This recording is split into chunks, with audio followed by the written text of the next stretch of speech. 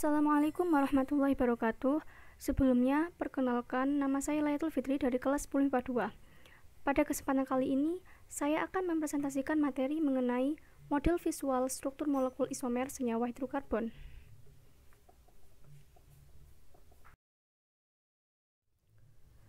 Pada bab ini, saya akan menjelaskan berkenaan dengan senyawa isomer, yang meliputi bagaimana rumus molekul senyawa saling berisomer, strukturnya, tata nama, hingga bagaimana sifat fisis dan sifat kimia yang dimiliki masing-masing senyawa tersebut. Berbicara tentang isomer, apa sebenarnya definisi dari kata ini? Yap, isomer berasal dari dua kata, yaitu iso artinya sama dan meros berarti bagian. Sehingga isomer di sini dapat diartikan sebagai peristiwa di mana senyawa-senyawa memiliki rumus molekul sama, tetapi cara penyusunan atom-atomnya berbeda. Nah, dalam kesempatan ini, saya akan spesifik menjelaskan terkait isomer rangka. Isomer rangka, atau disebut juga isomer rantai, merupakan isomer yang berkaitan dengan struktur rantai atom karbonnya. Isomer ini dapat dikenali dengan meninjau bentuk rantainya, lurus ataukah bercabang, dan juga meninjau banyaknya atom karbon pada rantai utama. Misalkan, di sini saya memiliki suatu senyawa dengan rumus molekul C4H10. Jika dilukiskan, senyawa ini memiliki dua struktur yang berbeda. Yang pertama, berupa rantai lurus, dan yang kedua, rantai bercabang dengan percabangan pada atom C nomor 2. Nah, inilah yang dimaksud senyawa saling berisomer rangka. Dalam hal ini, kedua senyawa tersebut merupakan golongan alkana. Karena cara penyusunan atom-atomnya berbeda, maka senyawa-senyawa tersebut pun memiliki bentuk dan struktur yang berbeda. Apabila dilihat secara 3 dimensi, kurang lebih seperti ini penampakannya. Ini adalah senyawa C4H10 rantai lurus dengan jumlah karbon pada rantai utama sebanyak 4. Berikut penampakan secara 3 dimensinya.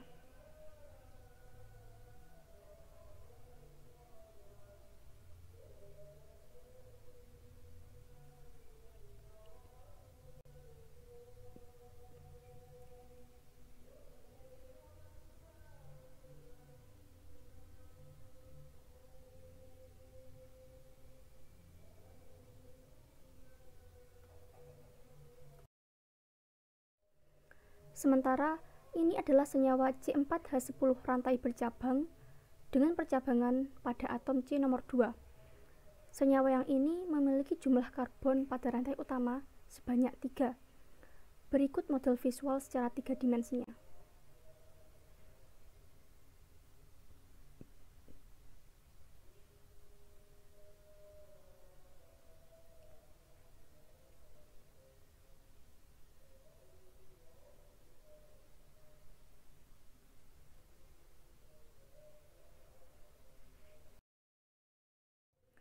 Senyawa-senyawa yang saling berisomer juga memiliki nama yang berbeda. Penamaannya menyesuaikan jumlah karbon pada rantai utama dan ada tidaknya cabang. Senyawa C4H10 rantai lurus memiliki 4 atom karbon pada rantai utama dan merupakan hidrokarbon alifatik jenuh alias berikatan tunggal. Dengan demikian, senyawa ini memiliki nama normal butana. Adapun senyawa C4H10 rantai bercabang memiliki 3 atom karbon pada rantai utama dan 1 cabang metil pada atom C nomor 2 serta berikatan tunggal. Oleh karena itu, senyawa ini memiliki nama 2-metilpropana. Senyawa 2-metilpropana juga dikenal dengan sebutan isobutana.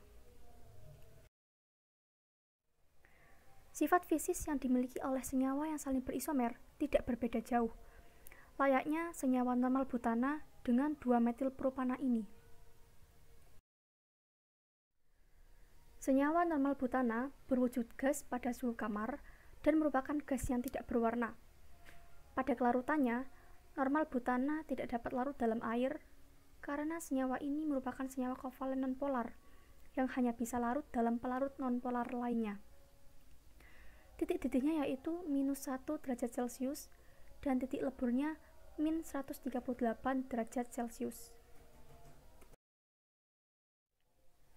Sementara itu, senyawa 2-metilpropana juga berwujud gas pada suhu kamar dan merupakan gas yang tidak berwarna. Dalam kelarutannya, 2-metilpropana juga tidak dapat larut dalam pelarut air karena senyawa ini tergolong kovalen nonpolar.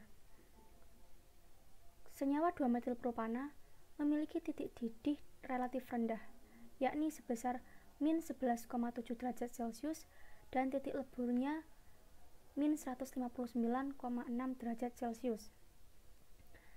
Nah, dari sini dapat diketahui bahwa antara normal butana dengan 2-metilpropana terdapat perbedaan pada angka titik didih dan titik leburnya. Mengapa pada normal butana lebih tinggi daripada 2-metilpropana? Hal ini karena berdasarkan ada tidaknya cabang rantai karbon. Untuk jumlah atom karbon yang sama, isomer dengan rantai karbon lurus memiliki titik didih dan titik lebur yang lebih tinggi daripada isomer dengan rantai karbon cabang. Selanjutnya mengenai sifat kimia. Senyawa yang saling berisomer umumnya memiliki sifat kimia yang hampir sama.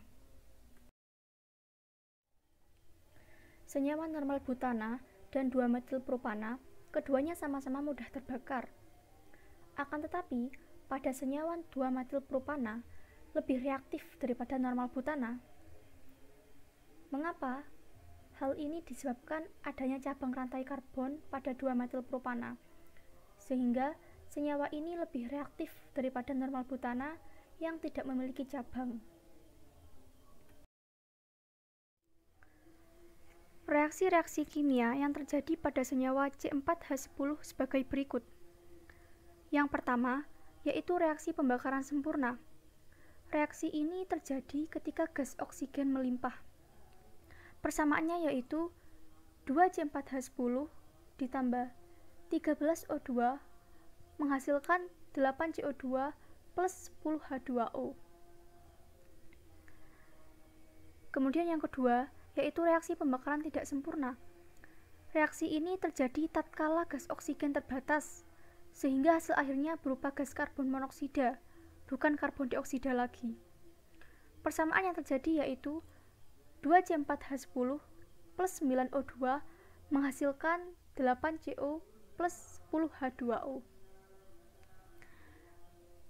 Selanjutnya yang ketiga yaitu reaksi substitusi.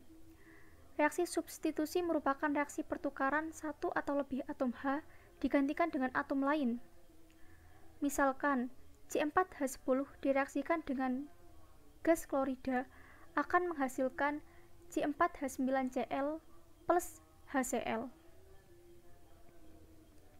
Dan juga apabila C4H10 direaksikan dengan gas bromin akan menghasilkan C4H9Br plus HBr. Berikutnya yang keempat yaitu reaksi eliminasi. Reaksi eliminasi ini adalah pembentukan senyawa tak jenuh dari senyawa jenuh dengan eliminasi atom hidrogen. Misalkan, senyawa normal butana jika melakukan reaksi eliminasi maka akan berubah bentuk menjadi 1 butena plus H2. Dari seluruh penjelasan di atas dapat disimpulkan bahwa C4H10 memiliki 2 isomer, yaitu normal butana dan 2-metilpropana. Sifat fisis dan sifat kimia kedua senyawa tersebut hampir sama. Semakin panjang rantai karbon, semakin tinggi titik didih dan titik lebur suatu senyawa. Dan semakin banyak cabang rantai karbon, semakin reaktif pula suatu senyawa.